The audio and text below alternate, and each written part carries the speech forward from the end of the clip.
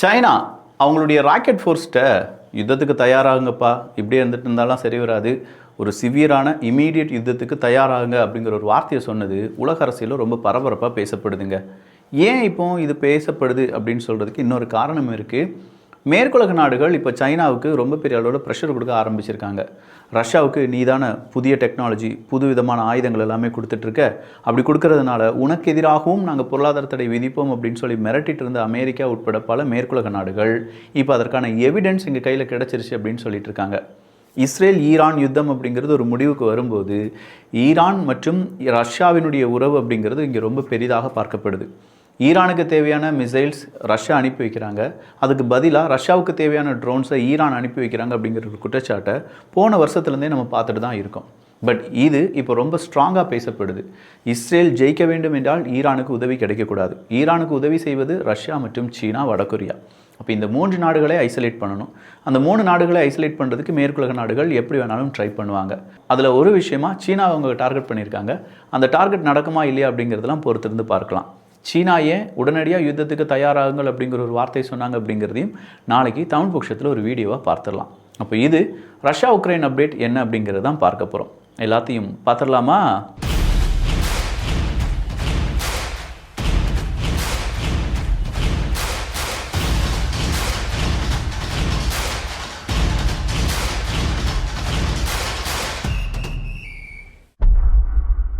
Long range suicide drones, அதுவும் கேர்பியா long range suicide drone அப்படிங்கிறது ரஷ்யாவினுடைய தயாரிப்பு. ஆனால் இந்த தயாரிப்புக்கு சீனாவினுடைய சில நிறுவனங்கள் தான் காரணம். அந்த நிறுவனங்கள் தான் இந்த கேர்பியா லாங் ரேஞ்ச் சூசைடு ட்ரோன்ஸ் அப்படிங்கிறது உருவாகிறதுக்கு காரணம் அப்படிங்கிறத அமெரிக்கா இப்போ கண்டுபிடிச்சிருக்காங்க. அப்படி கண்டுபிடிச்சது மட்டும் இல்லாமல் அதற்கான எவிடன்ஸை இப்போ ஐநா சபையிலும் அவங்க சப்மிட் பண்ண போகிறதா சொல்லியிருக்காங்க. இதுதான் சீனாவுக்கு இப்போ பெரிய ஒரு சிக்கலாக மாறி இருக்கு. அது எப்படி லாங் ரேஞ்ச் ட்ரோன்ஸ் அப்படிங்கிறது உருவாக்குவதற்கு சீனா சம்மதம் தெரிவிக்கலாம். அப்படி சம்மதம் தெரிவித்தது மட்டும் இல்லாமல் ரஷ்யாவுக்கு பொருளாதார தடை இருக்குது அப்படிங்கிறது சீனாவுக்கு நல்லாவே தெரியும். அப்படி இருந்தும் சீனா இதை சப்ளை கொடுத்துருக்காங்க அப்படின்னா சீனாவுக்கு எதிரான பொருளாதார தடை கொடுப்பதற்கான வாய்ப்புகள் அதிகமாக இருக்குது. இதை ஒரு பாயிண்டாக பிடிச்சு இப்போது ரஷ்யா சீனா உறவில் விரிசலை ஏற்படுத்துவதற்கான முயற்சியில் அமெரிக்கா ஈடுபட்டிருக்காங்க. பட் இந்த முயற்சி சக்ஸஸ் ஆகுமா? இதை பல முறை சீனாவும் ரஷ்யாவும் பார்த்துருக்காங்க, இதை தவிடுபொடி ஆக்கியிருக்காங்க. என்னதான் நீங்கள் பொருளாதார தடை போட்டாலும் தனி ஒரு நாடாக போடக்கூடிய பொருளாதார தடைக்கு ஏன் முடி கூட அசையாது அப்படின்னு சொல்கிறத சீனா வெளிப்படையாகவே சொல்லியிருக்காங்க. ஸோ ரஷ்யாவுடன் எங்களுடைய நட்பு எப்போதும் இருக்கும் அப்படிங்கிறது சீனாவினுடைய நிலைப்பாடு. ஆனால் அதே சீனா இன்றைக்கி அவங்களுடைய ராக்கெட் ஃபோர்ஸ்லாம் பார்த்து உடனடியாக யுத்தத்துக்கு தயாராகுங்க அப்படின்னு சொன்னது நேரடியாக ரஷ்யா யுத்தத்தில் குதிப்பதற்கா அப்படிங்கிறது ஒரு பெரிய கேள்வி. அதுக்கு இன்னொரு காரணம் இருக்குது. வடகொரியா மற்றும் தென்கொரியா 2 தினங்களாக வடகொரியா தென்கொரியாவினுடைய ஒட்டுமொத்தமான பார்டர்ஸையும் க்ளோஸ் பண்ணிட்டாங்க. பிரிட்ஜ், அவங்களுடைய ரயில்வே ட்ராக் இதெல்லாம் வெடி வச்சு தகர்த்தார்கள் அப்படிங்கிற செய்தியை நம்ம பார்த்தோம். ஏன் இதை செய்கிறாங்க அப்படின்னு பார்த்தா இப்போதைக்கு தென்கொரியாவை ஒரு ஹாஸ்டைல் கண்ட்ரியாக அறிவிக்கிறாங்க. ஸோ தனித்து விடப்பட்ட ஒரு நாடாக தென்கொரியா இருக்கும் இந்த நேரத்தில் திடீர்னு இன்றைக்கி தென்கொரியாவும் அவங்களுடைய இராணுவ ஒத்திகையை செய்கிறாங்க. வரி வரியாக அவங்களுடைய ஹெலிகாப்டர்ஸ் போன வீடியோ எல்லாமே நீங்கள் பார்த்துருப்பீங்க. இல்லை நம்ம வாட்ஸ்அப் சேனலில் நாளைக்கு வேணால் நான் ஷேர் பண்ணுறேன்.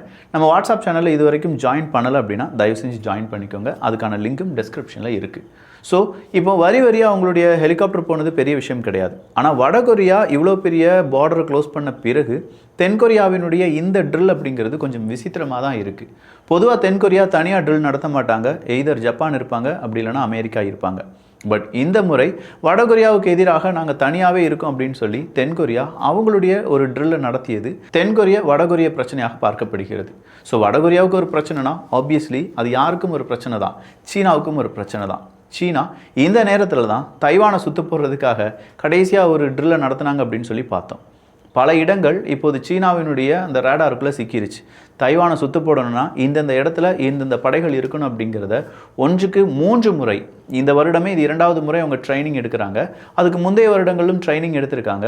ஸோ பக்காவாக ட்ரெயின் ஆகியிருக்காங்க சீன இராணுவ வீரர்கள். அப்படி பக்காவாக ட்ரெயின் ஆன சீன இராணுவ வீரர்களை தைவானை பிடிப்பதற்கு அனுப்பும்போது கண்டிப்பாக வடகொரியாவினுடைய உதவியும் வேணும், ரஷ்யாவினுடைய உதவியும் வேணும். ஸோ உடனடியாக சீனா வடகொரியா மற்றும் ரஷ்யாவுக்கு உதவுவதை நிறுத்த போகிறது கிடையாது. அடுத்ததாக அமெரிக்காவினுடைய அடுத்த இலக்கு யார் அப்படின்னு பார்த்தீங்கன்னா வடகொரியா தான். வடகொரியா என்ன செஞ்சுட்டாங்க? என்னப்பா வடகொரியாவில் இருக்கக்கூடிய ஒரு 12,000 ராணுவ வீரர்கள் ரஷ்யாவுக்கு வந்துட்டாங்க, ரஷ்யா கூட சேர்ந்து உக்ரைனுக்கு எதிராக போர் புரிய போகிறாங்க.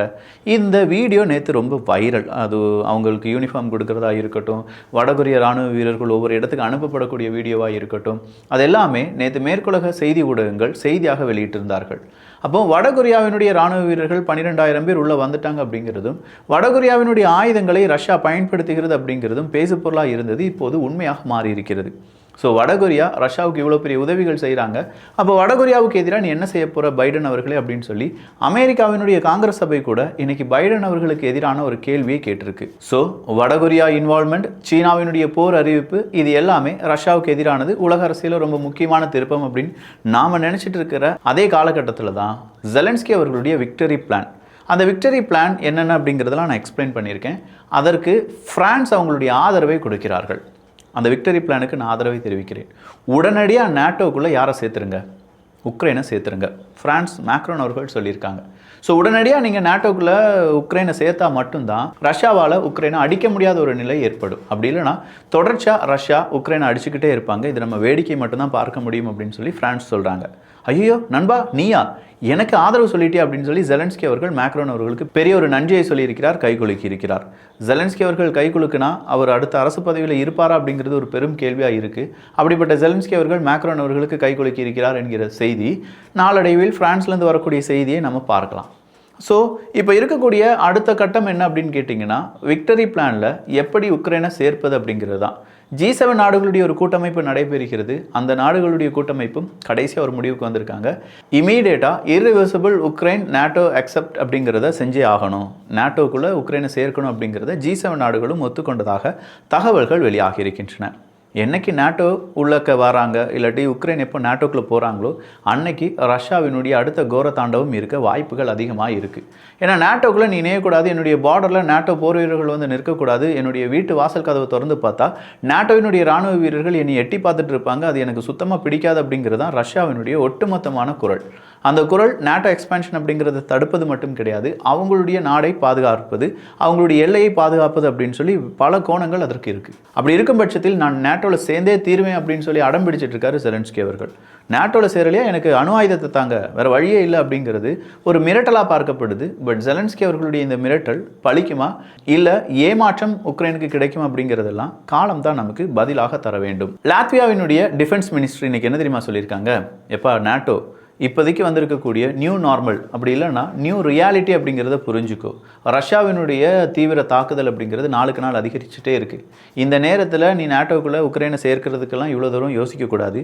ஏன்னா இதுதான் நியூ ரியாலிட்டி, இதுதான் நீங்கள் அக்செப்ட் பண்ணி ஆகணும். இந்த புதிய சேஞ்சுக்கு நீங்கள் என்ன செய்யுங்க, மாறிக்கோங்க அப்படின்னு சொல்கிறாங்க. பொதுவாக ஒரு நேட்டோ நாட்டுக்குள்ளே ஒரு நாடு வருது அப்படின்னா அந்த நாடு யுத்தத்தில் பங்கெடுத்துட்டு இருக்கக்கூடாது.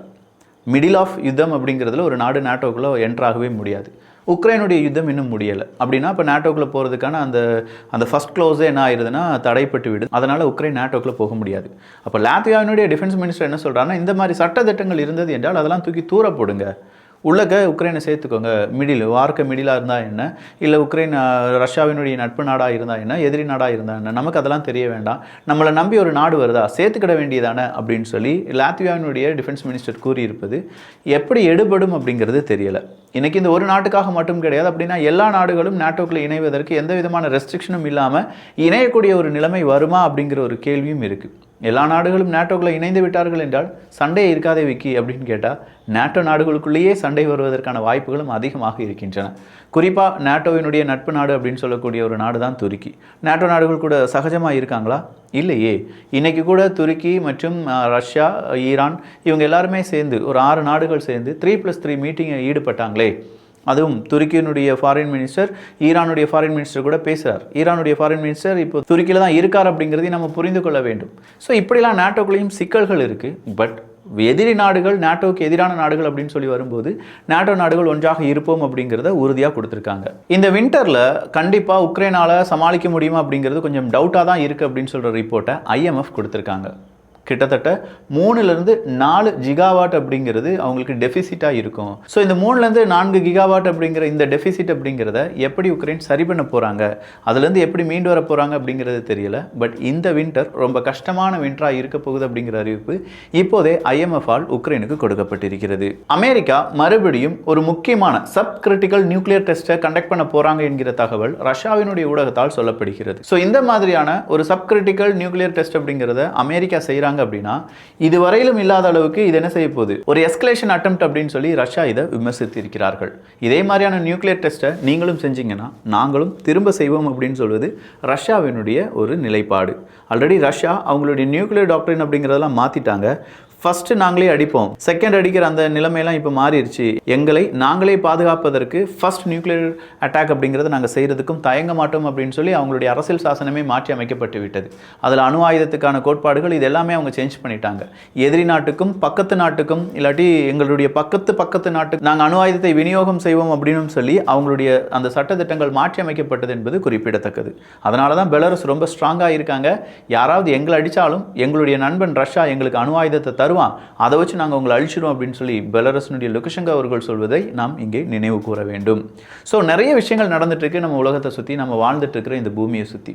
ஆனால் இந்த விஷயங்கள்லாம் நம்ம தெரிந்து கொள்ளவில்லை என்றால் கண்டிப்பாக இதெல்லாம் நடக்காமல் இருந்துருமா அப்படின்னு கேட்டால் வாய்ப்பில்லை ராஜா, வாய்ப்பில்லை.